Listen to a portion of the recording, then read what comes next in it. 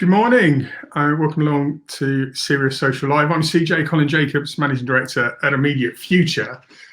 This morning, I'm going to talk about, well, some of you would call it employee advocacy. Some of you would call it inside out voices. Some will call it PR or thought leadership. But I want to talk to you about the importance of your staff having communications with the outside world without having to rely on media, without falling into the pitfalls of being really salesy. I'm going to talk to you about how the power of a connected employee network can and will benefit your business. And I'm going to show you some proof points of where we've been doing this in professional services, particularly for the last 3 to 4 years. Right now in industry, there's a need for businesses to be more transparent, isn't there? There's a need for businesses to be more authentic. Society has more cynicism than ever. Technology, whilst brilliant, has caused a lot of mistrust. Problems, well-documented problems with artificial intelligence. Problems with, I hate using the word because of the original author, but fake news and the proliferation of fake news. And as I'm sure you're all seeing on social media right now with COVID-19, sadly, there is a lot of people sharing misinformation that confuses a lot of us. So society, the point being, we don't trust easily. So enter salespeople or marketing people. If we come across too salesy, if we're beating the drum about how good a company is or how good a proposition or service is, guess what happens? That's it. We shut down, don't we?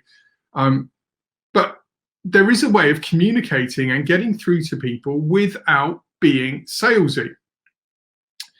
About 4 or 5 years ago, we were asking ourselves a question, and I take a lot of flack, justifiably, for talking a lot about Fujitsu and the work we do with Fujitsu. Well, look, they're a 6-year-old client. They are a genuine technology disruptor. They don't just talk the talk, they absolutely walk the walk, and they empower us to do a lot of industry first. So 4 or 5 years ago, when we were having a conversation about why are we waiting for media opportunities to arise before we go and share opinions from our leadership or our senior team, addressing key elements within industry, whether that's a provocative technology, cynicism around it, artificial intelligence, I'll come on to that shortly, or whether it was imparting some intellectual property around a core problem. We wanted to prove to both Fujitsu and industry that there was a way to do this without relying on responding to an editorial agenda or securing a sofa placement or securing a feature in the Sunday Times, which are all amazing things. And if your PR teams can get you them, fantastic. That's only going to help the journey. But why rely on an outside influence, the media agenda, to unlock all of those opportunities for you? We wanted to show that we could actually drive that internally. Some of the pushback that we were faced with that you are probably thinking yourself. My staff aren't going to realise that they've got smarts that the outside world is really interested in. Fair comment. I'll come on to that, and we'll talk about how we're convinced them that they do. Not media trained, don't know how to start doing interviews, and certainly don't have the skill set to host a standalone interview. They can, they do, they will. We'll get onto that. What do we talk about? Well, not salesy stuff, as I think we've already landed. Businesses help solve problems at their essence, whether that's your product, your service, philosophy, consultancy. At the nub, there is a need or a requirement from the outside world that your product or proposition or service will address. Yet few businesses still speak to the very challenges that cause sleepless nights. In the world of technology, which is big bucks business, right? A lot of companies invest big money into bringing in technology that's going to transform their business, overhaul the employee experience, drive greater efficiency, unlock better profitability.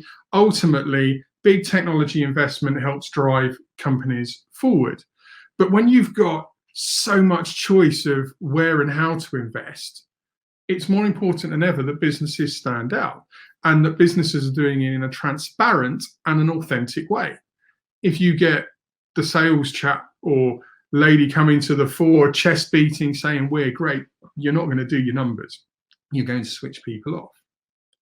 Some years ago, there was a challenge around data, and it largely still exists today because we've got so much data. But one of the questions that was constantly coming up in the technology industry about 4 or 5 years ago is, are businesses collecting the right data? Do they know where they should apply data collection? And then are they processing that data? And it was a fair question, because essentially we got carried away with data being lifted from all of our devices, and whether it was from your email to your smartphone to your tablet, the applications that you were using, there was so much data flowing up into the cloud. There was a real challenge in being able to process that. That problem still does exist, although the move towards quantum computing is helping to ease some of those pain points, and better advice around what you should apply data to versus what you shouldn't is helping to also address that problem. Stick with me. I promise there's a marketing angle to this. One of the challenges that businesses had was knowing where to start and how it proved value. I had a coffee with a gentleman in Fujitsu who wasn't a presenter, and I asked him to give me an example of how data collection was proved successful. And he said, well, think about the printers. And there's mine over there, the bigger ones that we have in the office. Imagine there was a sensor on it that actually showed you the frequency with which you're printing, what you were printing, who was printing, and how that data could actually inform whether you were getting best value out of just your printer use. So they applied some sensors to inkjets, and they collected some data over a 6-week period. And here's the shocking piece. In just 6 weeks, they'd collected enough data to prove a business case for the application of sensors to inkjet across the big enterprise organization. But they proved the business case in just 6 weeks because they started small, collected data, they looked at the challenges from it, and then they went and took that solution to the business.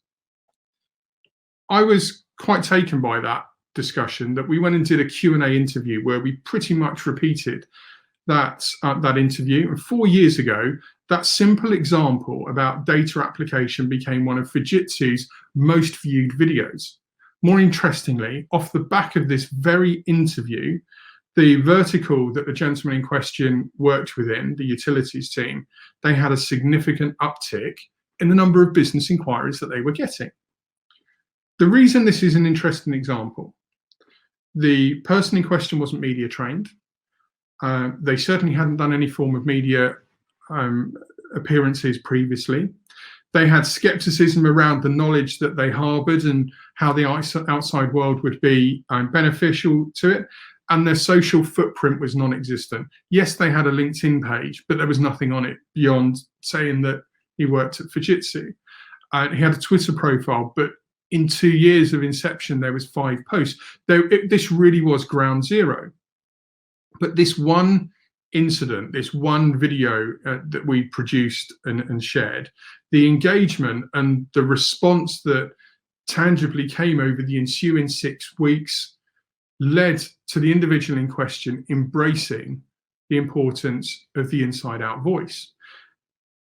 They empowered us to come up with more challenges that they were facing in industry and how their smarts and intelligent could be shared. The person in question was a gentleman called Graham Wright, a lovely chap, really knows his stuff.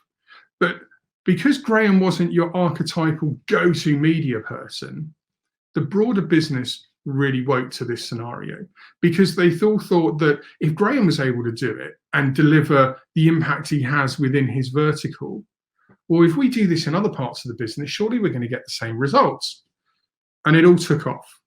Today, we have stakeholders all across Fujitsu participating in Q&As. Why Q&As? Well, if you're not used to interviewing or hosting stuff on your own, having somebody ask questions to you for you to answer is far easier. You can move your head away from looking at the camera. You can be facing the interviewee who's asking you the questions. You don't have to worry about engaging audience, and you don't have to worry about asking the questions and then imparting the information.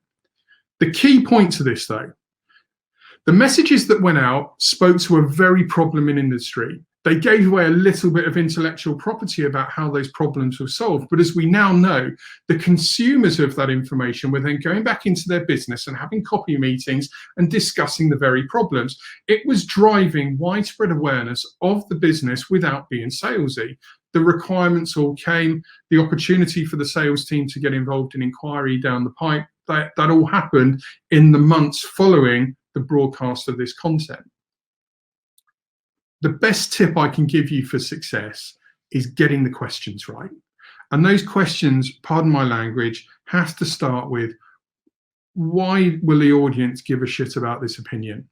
Focus on the sleepless nights that your industry is facing right now.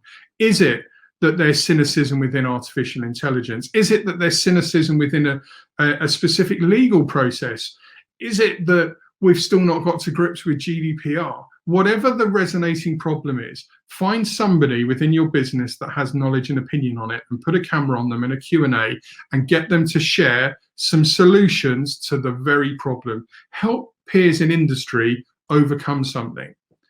If enough people in your business do this, the outside world sees your organization as employing the amazing talent it does. Entrepreneurs always tell us that the employee resources are our greatest assets, yet few businesses are actually broadcasting their wares and talents to the outside world. And if the outside world sees how talented your workforce are, then the opinion of your business is going to go through the roof. And we all know what happens with business opportunity following thought leadership perceptions being held. What about social profiles? I said how our example had no social footprint. Is it important what they have on social? Well, this is where comms professionals can help them. Make sure that there is impactful dialogue on their LinkedIn, their Twitter, their Facebook pages. Yes, their Facebook pages. I promise you it's a business driving channel. I could share statistics. I don't have time to do it, but I could share statistics with you showing how it is a critical channel for professional services. We've got endless case studies that justify that statement. Then help them to get curated content from both the business and the industry that can consistently go out on their profile. By them doing Q&As and solving industry problems, more people will become aware of them. Then you need to make sure that content is going out in a consistent way. And this is where your content engine and your power of a connected network can come together. If you're pulling together insightful snippets, small pieces of content that's being shared with the business and they're dropping onto their social calendars, it's not a huge task, but collectively it can all ladder to achieving thought leadership status very quickly. The fail point is too many people think you have to go up the chain of command before you start doing thought leadership.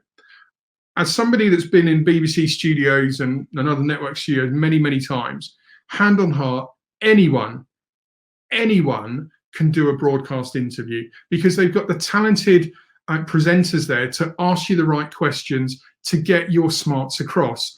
Think about your colleagues. If you stopped them in the corridor right now, assuming that we weren't all working from home and that you were in the office, if you stopped them in the corridor right now and asked them a question about a resonating problem relevant to your own proposition or service, could they give you an insightful answer, or would they go, oh, I don't know the answer to this? I bet it's the former. I bet they're able to speak from the heart and tell you what the solution is. And if they can do that in the corridor, if they can do that over a coffee, they can answer a question with the camera rolling.